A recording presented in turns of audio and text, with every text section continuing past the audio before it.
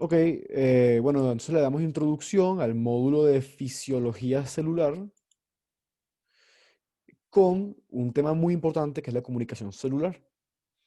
La comunicación celular es un tema fundamental en la medicina, más que todo si estudias medicina en el siglo XXI, porque es eh, el conjunto de procesos sobre los cuales se basa toda acción médica moderna, toda acción médica contemporánea.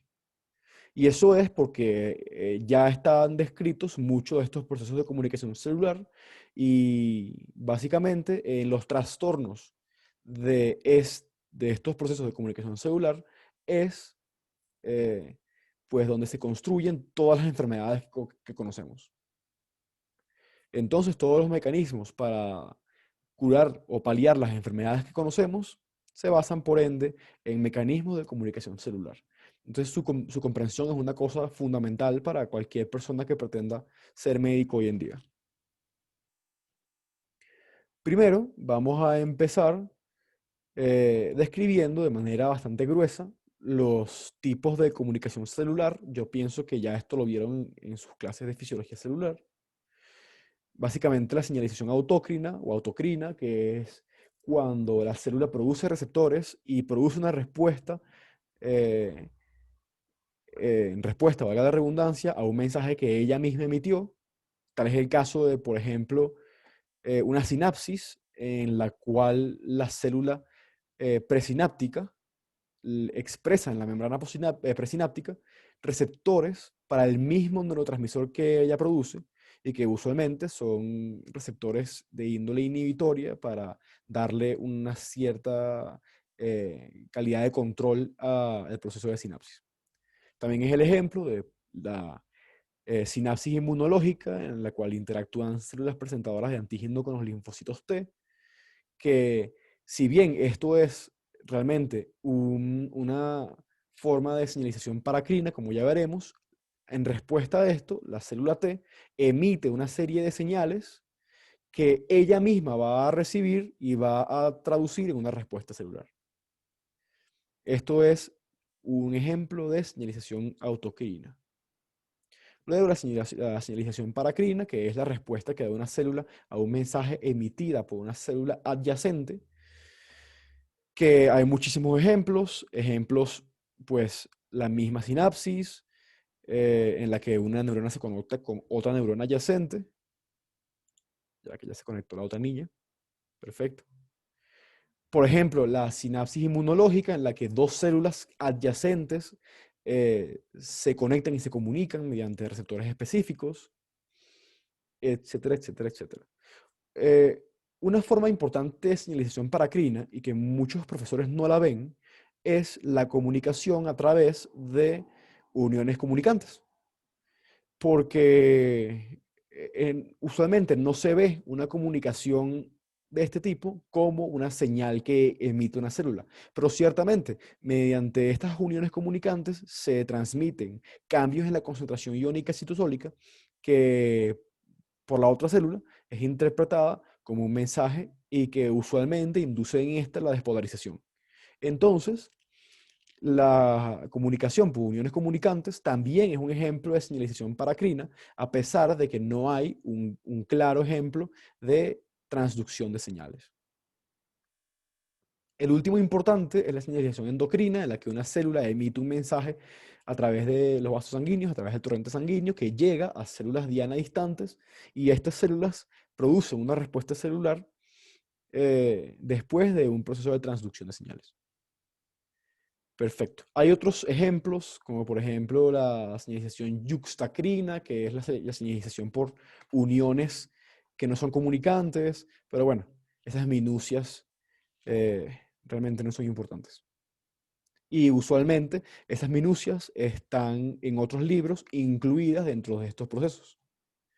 Usualmente, o sea, ese ejemplo que yo di de comunicación yuxtacrina, usualmente otros libros la conocen como parte de las señalizaciones paracrinas, como la interacción entre, por ejemplo, un desmosoma y el desmosoma de la otra célula.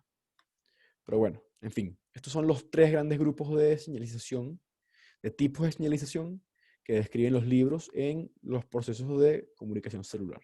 ¿Alguna duda hasta ahora? No. Perfecto. Pues, ¿cómo la célula traduce un mensaje químico en en una respuesta? Pues este mensaje químico no es nada más que el reflejo de una necesidad de otra célula que fue codificado en un mensaje químico y que esta célula debe interpretarlo a través de transducciones de señales inducidas por receptores de membrana. Es una comunicación que es análoga a cualquier comunicación interhumana, en la que un humano tiene una necesidad específica y codifica esa necesidad en un lenguaje imagenístico, y ese lenguaje imagenístico es interpretado por otro ser humano mediante un receptor específico, que en el caso del humano es el oído. De este mismo modo, una célula específica tiene una necesidad específica y ha evolucionado para que cuando aparezca esa necesidad, se produzca un mensaje químico y ese mensaje químico luego es recibido por otra célula que va a producir una respuesta adecuada a esta necesidad, gracias a la señalización que induce el receptor de membrana. Listo. Eso es, a grosso modo, el proceso de comunicación celular. Y vean acá qué complejo es realmente este proceso. Más que todo en cuanto a la conversión del mensaje en una respuesta celular apropiada. ¿Qué complejo es? Fíjense que es casi un laberinto de moléculas diferentes. Sin embargo, veremos que realmente es un proceso muy lógico y que muchas veces es convergente en vías que ocasionan respuestas celulares, como ya veremos. Esta imagen tiene como finalidad primero mostrar la complejidad de los procesos de transducción de señales y también ver qué cantidad diferente de receptores hay. Hay receptores para citoquinas, que usualmente son receptores con actividad de tirosina quinasa, intrínseca o extrínseca. Receptores de factores de supervivencia o de insulina, que son receptores con actividad de tirosina quinasa intrínseca. Receptores ligados a proteína G, etcétera, etcétera, etcétera. Hay muchos tipos de receptores y cada uno de ellos tendrá un tipo particular de ligando y un tipo particular de respuesta, y que a veces se entrecruzan. Esta imagen, que la saqué del Leninger de Bioquímica, muestra las 6 características que tiene la transducción de señales, o las 6 características que tiene la comunicación celular mediante transducción de señales. Primero, la especificidad. Así como una enzima es específica a un determinado sustrato, un receptor es específico a un determinado mensaje químico. Y esa especificidad está dada por una secuencia aminoácidica determinada, que hace que este sitio, que es el sitio de unión al ligando, sea eh, propicio para que una molécula en específico o un patrón molecular en específico encaje. Esa es la, o sea, la característica responsable de la especificidad. Esta secuencia aminoácidica en la región de unión al ligando, que está diseñada para reconocer patrones moleculares específicos dentro de mensajes químicos. Fíjense que digo patrones moleculares específicos y no moléculas específicas, porque en muchos casos, y eso se usa mucho en farmacología, por ejemplo, se utilizan patrones moleculares de moléculas endógenas para producir fármacos que son moléculas exógenas, son xenobióticos, o sea, pero que simulan de alguna manera esta molécula y se va a unir al receptor con una especificidad similar, a pesar de que es una molécula diferente, porque tiene una región que corresponde al sitio de unión al ligando, a un sitio de unión al receptor, que simula el patrón molecular de la molécula endógena. Y ese receptor produce una respuesta específica para el ligando específico. Luego la amplificación. La amplificación se refiere a cómo la señal se va aumentando en cascadas intracelulares de activación o inhibición de moléculas. Una sola señal recibida por un solo receptor unido a un solo ligando puede inducir la fosforilación de varias enzimas, de varias copias de la misma enzima, y o sea, y esas diferentes copias de la misma enzima fosforilar a su vez a muchos otros sustratos y aumentar, como se ve en esta imagen, de manera exponencial eh, la actividad de fosforilación en este caso. De modo que se necesiten muy pocas concentraciones de soluto o del reactivo en este caso, que corresponde a el mensaje químico, para desencadenar una respuesta celular bastante grande. Usualmente las hormonas y los neurotransmisores están sobre la concentración de los picomoles. Luego, lo que dice aquí modularity, que se refiere a la capacidad que tienen las proteínas para formar complejos proteicos. Y esos complejos proteicos desempeñar funciones específicas. Que esas funciones específicas usualmente difieren de las funciones específicas de cada parte del complejo por separado. Eso es un poco difícil de entender, pero bueno, un ejemplo claro son las proteínas G, las proteínas G tradicionales, que son heterotriméricas, es decir, son tres proteínas diferentes, que cada una tiene una función específica, pero que en conjunto tienen la función particular de traducir la señal captada por el receptor en una cadena de fosforilación intracelular.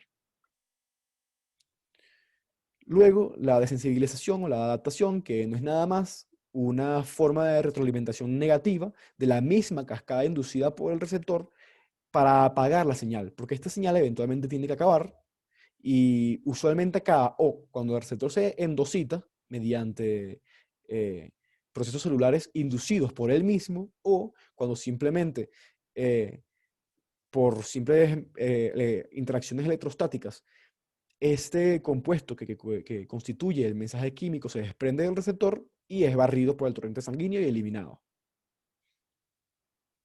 De esas dos maneras es como la señal debe acabar, porque una señal siempre debe acabar.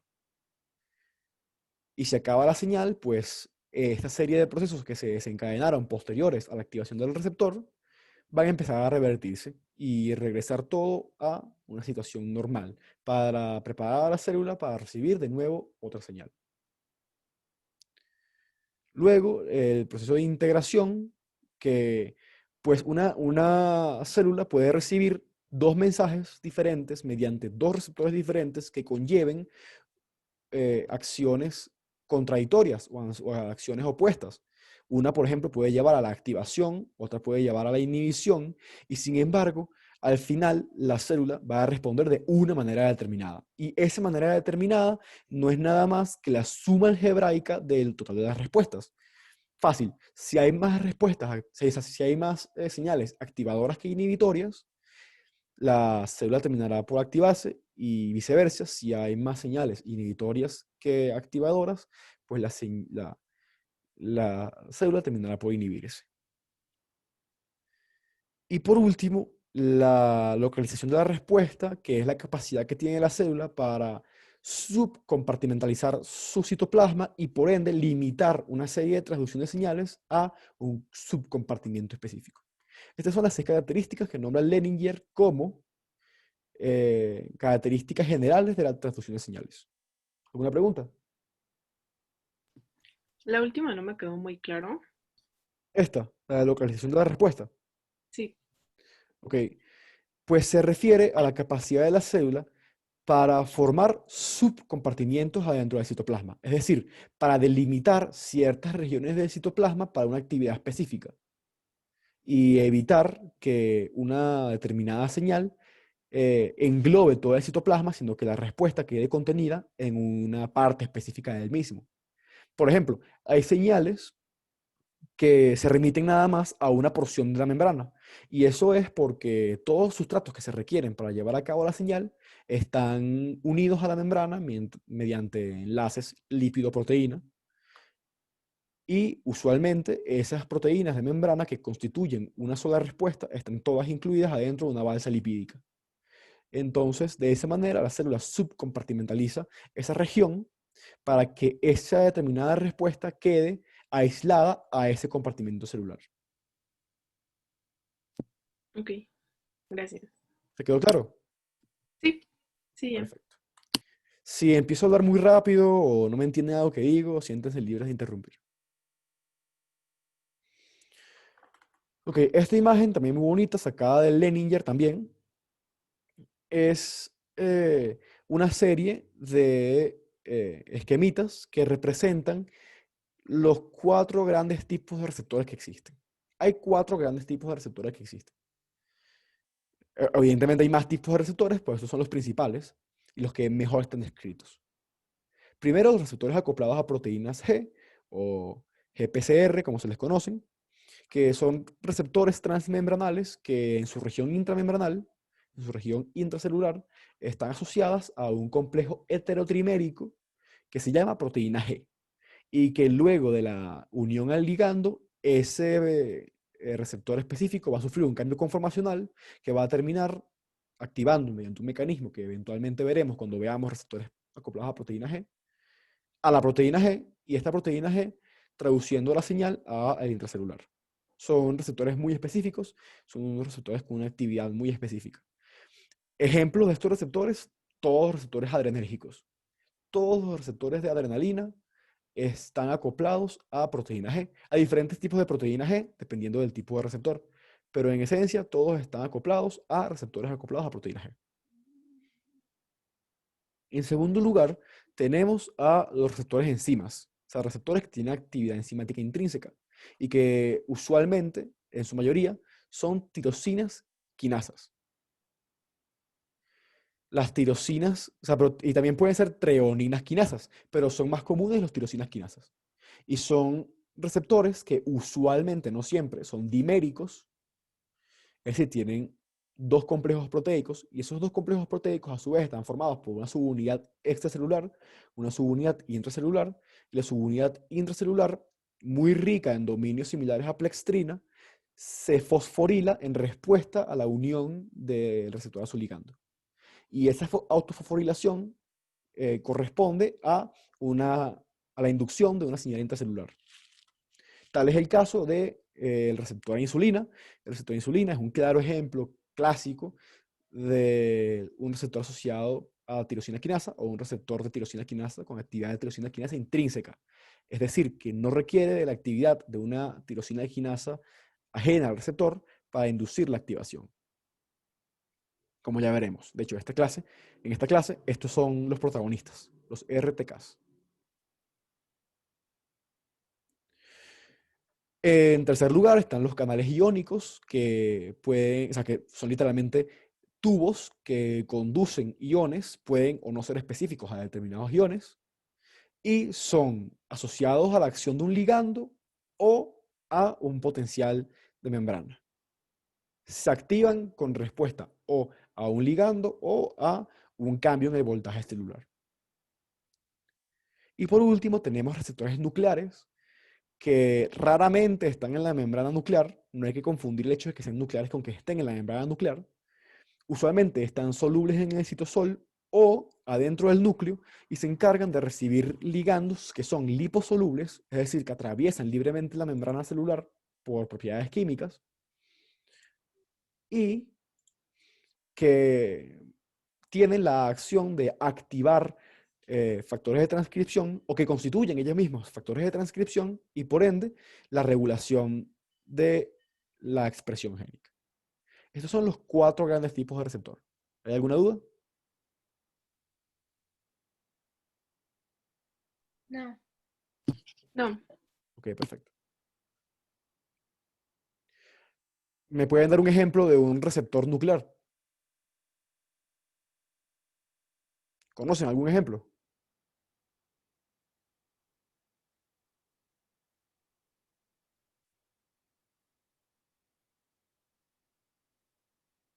Un claro ejemplo de un receptor nuclear es el receptor de la hormona tiroidea, que la hormona tiroidea es una hormona soluble en grasas, es una hormona liposoluble, que atraviesa con libertad la membrana a favor de un gradiente de concentración y que se une a receptores nucleares específicos. También, por ejemplo, los corticosteroides, eh, que son u hormonas endógenas o también fármacos que simulan a estos corticosteroides, que tienen la capacidad de atravesar libremente la membrana y unirse a receptores que están en el citoplasma, y cuando se unen a su ligando, se translocan al núcleo e inducen la expresión génica. La aldosterona, el cortisol, en fin, corticoides. Esos son dos ejemplos de receptores nucleares. Un ejemplo de receptores asociados a canales iónicos es el receptor de glutamato, por ejemplo, un neurotransmisor activador que cuando se une el glutamato al canal, cuando se unen dos glutamatos al canal, realmente la activación requiere de la unión de dos glutamatos, se abre un canal catiónico que permite la entrada policatiónica. Así ya cada uno tiene su respectivo ejemplo. Entonces, sigamos. Pues, a petición de ustedes, los protagonistas de la clase de hoy son los receptores asociados a tirosina quinasa. Yo usualmente prefiero empezar las clases de fisiología celular con receptores asociados a proteína G porque me parece que tienen pues una transducción de señales más simple y que es más bonita para empezar el aprendizaje de todos estos procesos que son procesos complejos. Pero bueno, si su profesora empezó con receptores asociados a tirosina quinasa, pues empecemos por ahí. Y ya después, cuando vean proteína G, les va a aparecer pan comido.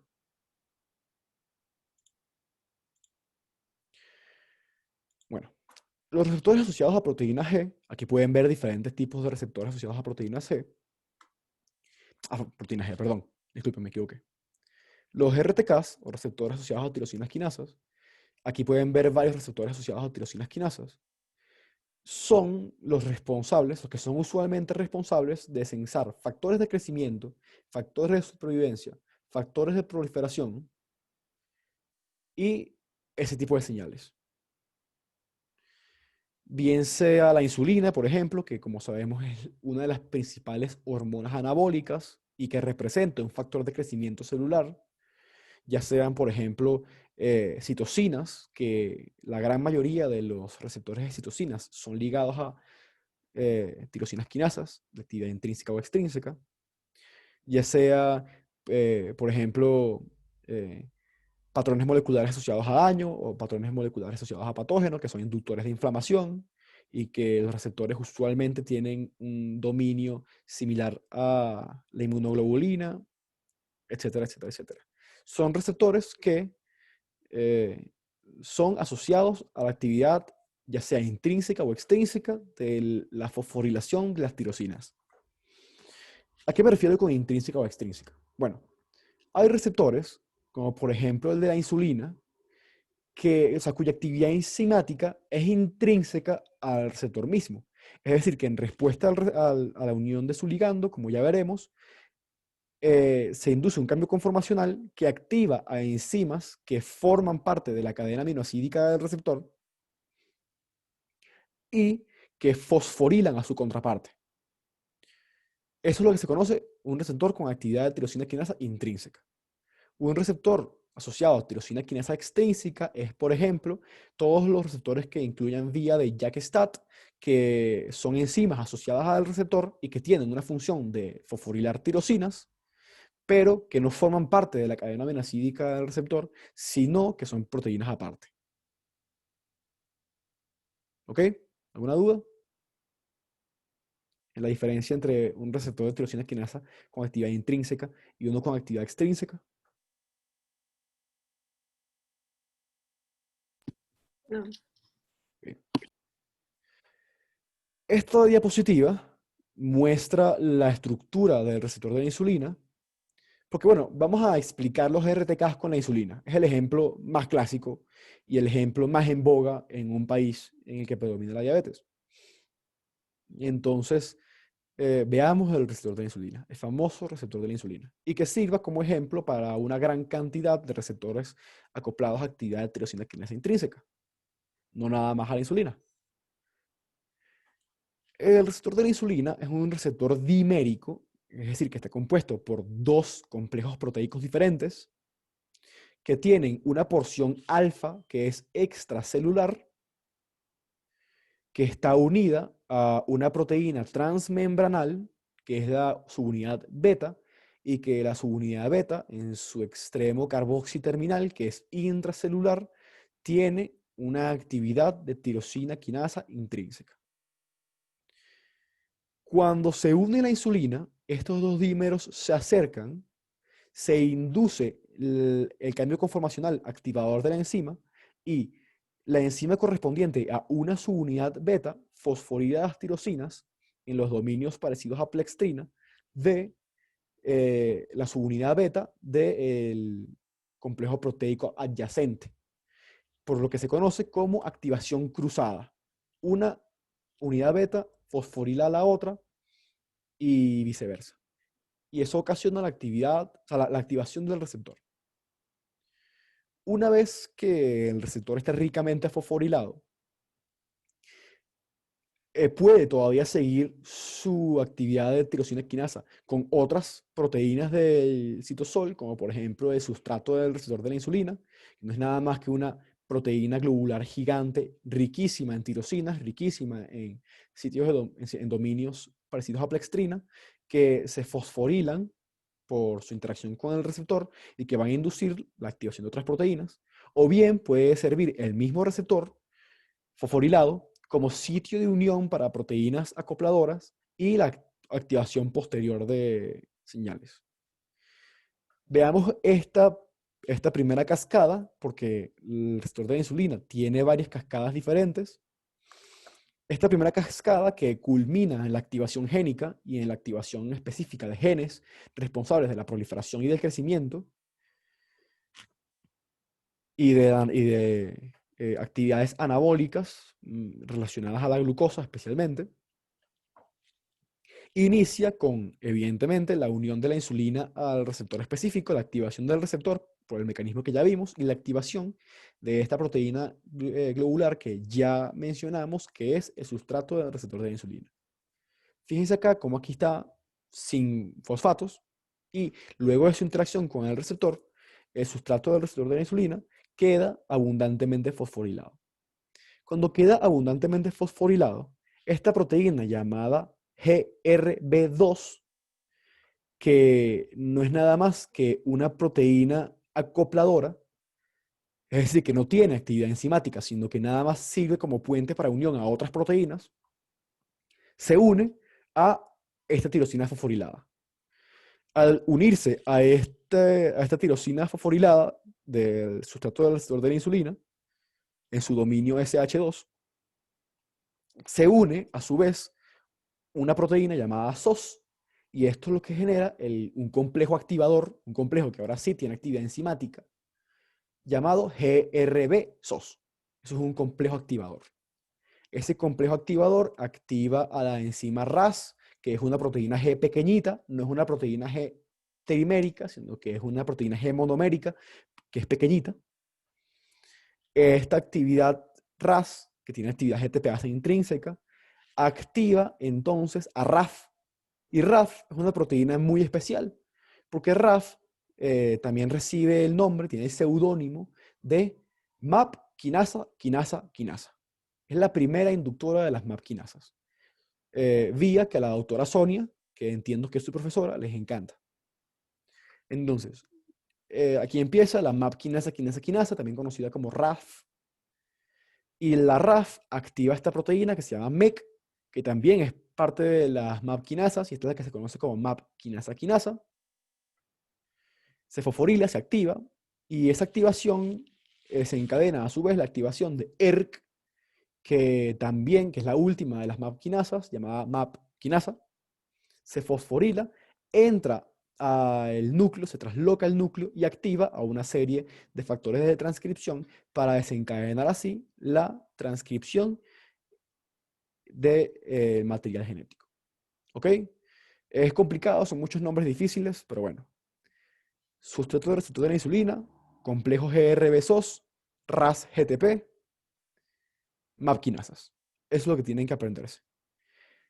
Y lo que tienen que aprender de modo grueso es que, por una parte, una de las actividades que tiene el receptor de la insulina es la activación de las MAP-quinasas y la inducción génica. ¿Ok? Esa es la descripción a grosso modo de una de las vías inducidas por la activación del receptor de la insulina. Si les pregunten qué hace el receptor de la insulina y no quieren entrar en detalles, pues se salvan con decir que una de las actividades del receptor de la insulina es nada más la activación de las MAP-quinasas y la inducción génica. Punto.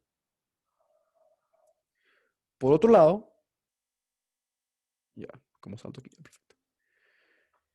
Por otro lado, el receptor de la insulina, perdón, Una pregunta, ¿le puedes dime, regresar un poquito? O sea, ¿se podría decir que al final, cuando ya está la MAP quinasa ok. y pasa el factor de transcripción, ahí hay como un receptor nuclear? No, porque realmente no es un receptor que se une a un ligando específico. Son solamente proteínas intranucleares que al momento de fosforilarse se unen y transcriben. Ok, Los receptores nucleares, que también, que de hecho es una muy buena pregunta, porque yo te dije que los factores nucleares, que los receptores nucleares son factores de transcripción. La diferencia con estos otros factores de transcripción es que esos factores de transcripción que corresponden a receptores nucleares responden a un ligando específico que atraviesa la membrana por ser liposoluble. Esa es la diferencia. Esta responde a la activación de las MAP-quinasas por un ligando extracelular, y los que corresponden a receptores nucleares responden a un mensaje que atravesó la membrana por su propiedad de lipofílico. ¿Ok? ok, ¿Quedó claro como el agua? sí, Perfecto. Aquí está entonces la segunda de las vías principales del receptor de la insulina, que tiene una principal predilección por el músculo y el hígado. Esta vía es una vía muy importante del receptor de la insulina en específicamente los tejidos musculares, específicamente el músculo esquelético, el músculo estriado esquelético, no el músculo estriado cardíaco, sí el músculo estriado esquelético, y en el tejido hepático, y que es la que tiene un efecto inmediato sobre el metabolismo de la glucosa. Entonces, se activa el receptor de la insulina por su actividad de tirosina quinasa intrínseca en respuesta a la unión a la insulina, y se activa el sustrato de receptor de la insulina. Fíjense que es el mismo. Estas vías empiezan a diverger a partir de acá. Fíjense que en la otra diapositiva también está esta proteína, que es la principal activadora de la vía de las MAP-quinasas. Aquí también está. Y en uno de estos dominios de tirosinas fosforiladas se une esta proteína llamada PI3K o fosfatidil inositol 3 quinasa. La fosfatidil inositol 3 quinasa tiene la actividad, como su nombre lo indica, de pegarle el tercer fosfato al fosfatidil inositol 2 fosfato, que es el PIP2, convirtiéndolo así en PIP3 o fosfatidilinositol 3 fosfato. Una vez que está este complejo fosforilado, que es un lípido de membrana, que está el trifosforilado, se une a él esta proteína llamada PKB, también conocida como AKT. Hay veces que se le pone como AKT/PKB. No significa que sean dos proteínas diferentes unidas en un dímero, sino que es la misma proteína. Esta proteína se fosforila, y esta proteína, que tiene actividad de quinasa, es decir, tiene actividad de fosforilar, puede fosforilar cubiertas de clatrina de vesículas intracelulares para la translocación de los GLUT4, que son los transportadores de glucosa dependientes de insulina, o bien puede inducir la fosforilación de esta enzima, que es la GSK3 o glucógeno sintasa quinasa 3, e inactivarla. Cuando la glucógeno sintasa quinasa 3 se fosforila, se inactiva. Esto es un ejemplo que demuestra que la fosforilación no es un sinónimo de activación. Hay veces que sí es un sinónimo de activación, pero hay otras veces que es un sinónimo de inactivación, como en este caso. Entonces, cuando esta enzima se inactiva, pierde su actividad de fosforilar a la glucógeno sintasa. Esta enzima normalmente tiene la función de fosforilar a la glucógeno sintasa e inactivarla para evitar de esa manera la progresión de la glucogénesis o la síntesis de glucógeno. En este caso, como se inactiva por fosforilación de la PKB, mediada por la PKB, esta proteína ya no se fosforila, como ya no se fosforila, queda su forma activa y se empieza a producir glucógeno. De esta manera, induciendo un metabolismo anabólico de la glucosa. Entonces, por la vía de la PKB o por la vía de la PI3K se le conoce de esas dos maneras. Ojo con eso. Son dos proteínas diferentes y que la activación de una es consecuencia de la activación de la otra. Sin embargo, se les pueden conocer por el nombre de cualquiera de las dos.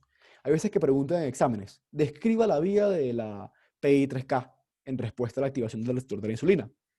Y hay veces que te dicen, describa la vía de AKT-PKB en respuesta a la activación del receptor de la insulina. Y son la misma vía, esta vía, que desencadena, por un lado, la translocación del GLUT4 en el músculo esquelético y, por otro lado, la inducción a la síntesis de glucógeno o la glucogénesis, tanto en el músculo esquelético como en el tejido hepático, perdón. Esto nada más en el músculo esquelético, porque la entrada de glucosa al hígado no depende de GLUT4 y ambas en el músculo esquelético. Está en el hígado, nada más. ¿Ok? ¿Alguna duda? ¿El GLUT4 es para contracción? No, el GLUT4 tiene que ver, o sea, es la que regula la entrada de glucosa a la célula muscular esquelética. No tiene nada que ver con la contracción. La contracción está dada por canales iónicos. Ok. O sea, la contracción está dada por la actividad sarcomérica inducida por los cambios iónicos. El GLUT4 se encarga es de meter la glucosa a la célula muscular, que como sabemos es un gran reservorio de glucógeno y aparte el músculo esquelético tiene un gran requerimiento energético y por ende grandes requerimientos de glucosa. ¿Ok? Sí. Para acabar, que nos fuimos rápido, porque entendieron muy bien la vía, que es una vía compleja. Vamos a ver los diferentes tipos de receptores de tirosina quinasa que hay. Vean cuántos tipos diferentes de receptores asociados a tirosina quinasa hay. Aquí tenemos el receptor de la insulina, que es la que tiene actividad de tirosina quinasa intrínseca y que tiene la actividad de fosforilación cruzada. Pero vean qué otros hay. Por ejemplo, este que es el receptor de factor de crecimiento del endotelio vascular, que fíjense qué diferente es en su porción extracelular al de la insulina y que tiene también un dominio de tirosina quinasa. Este que es otro factor de crecimiento, que es el factor de crecimiento derivado de plaquetas. Este que es el factor de crecimiento epidérmico, etcétera, etcétera, etcétera. Como podemos ver, cada uno de ellos tiene una característica distinta, una característica distintiva en su región extracelular. En su región intracelular están acoplados a dominios ricos en tirosina quinasa, en dominios de tirosina quinasa, o en dominios similares a plextrina. Ya sean diméricos o no, ya sea que fosforilen a sí mismo o fosforilen a otras tirosinas, pero todos están ligados a una actividad de tirosina quinasa que está dada por este dominio de tirosina quinasa intrínseco. ¿Ok? Bueno, no sé, igual y solamente era como el ejemplo, pero me acuerdo que un día en clase nos dijeron que como uno de los procesos era que se dimerizaban. Entonces, aunque estén solitos, siempre se van a hacer dobles o solo es como en el primer caso. Eso es en caso de que el receptor sufra de activación intrínseca, es decir, de activación a sí mismo. Si el receptor se activa a sí mismo, debe dimerizarse porque un dominio debe activar al dominio de la otra, de manera cruzada. Pero si, por ejemplo, un receptor tiene una enzima, tirosina quinasa, extrínseca, pues puede no ser un dímero. Simplemente recensar su ligando con su dominio extracelular e inducir el cambio conformacional que se requiere para la activación de esta enzima, y esta enzima, que es el dominio de tirosina quinasa, activar a una enzima que es otra tirosina quinasa. Tal es el ejemplo de los receptores JAK-STAT. Los receptores JAK-STAT son receptores con actividad de tirosina quinasa, sin embargo, no tienen una activación intrínseca, sino que activan a una tirosina quinasa extrínseca, que en este caso es la JAK.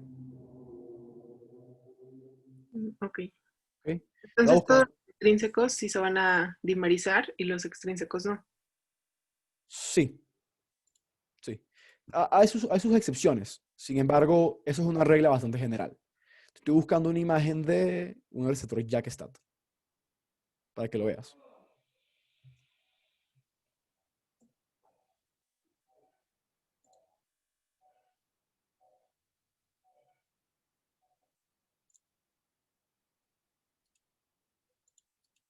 Listo, aquí hay una imagen bonita. Vamos a ponerla.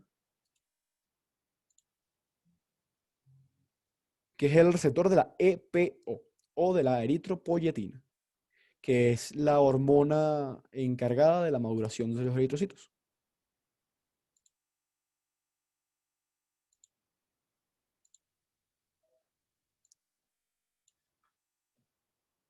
Déjenme la pego aquí.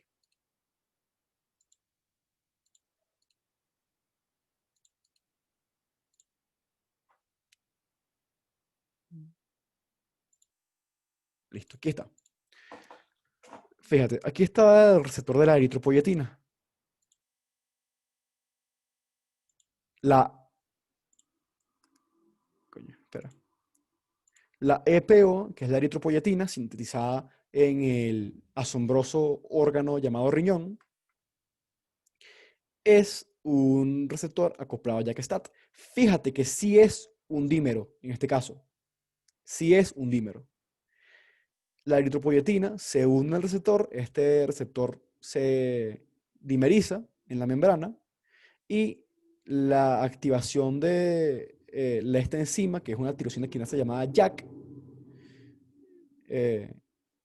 termina de activar al receptor y de inducir entonces el acoplamiento, perdón, soy un analfabeto, de esta proteína llamada STAT.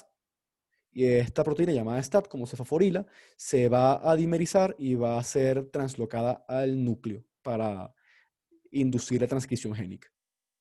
Esta es una vía muy sencilla y que es un ejemplo de un receptor asociado a una tirosina quinasa extrínseca, que es, en este caso, JAK.